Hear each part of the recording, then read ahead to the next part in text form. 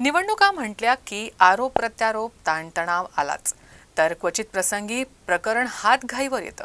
निवडणुकीनंतरही त्याचे पडसाद उमटत राहतात. मात्र निवडणुकीदरम्यान संवेदनशील ठरलेल्या मध्य नागपुरात वेगळंच चित्र पाहायला मिळालं. काँग्रेस उमेदवार बंटी शेळके यांनी विजयी उमेदवार प्रवीण दटके यांची गळाभेट घेऊन त्यांचं अभिनंदन केलं.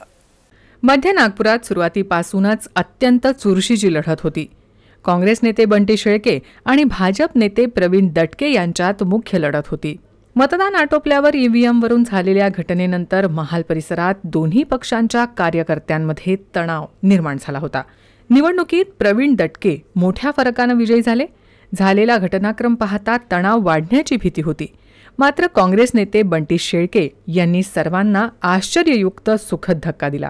त्यांनी प्रवीण दटके यांची भेट घेत विजयाच्या शुभेच्छा दिल्या, तर प्रवीण दटकेंनी देखील आनंदानं मिठी मारून गळाभेट घेतली. हा प्रसंग सर्वांना सुखावणारा ठरला. या भेटीनं निवडणुकीतील तणाव निवळून सुखद शेवट झाला आहे.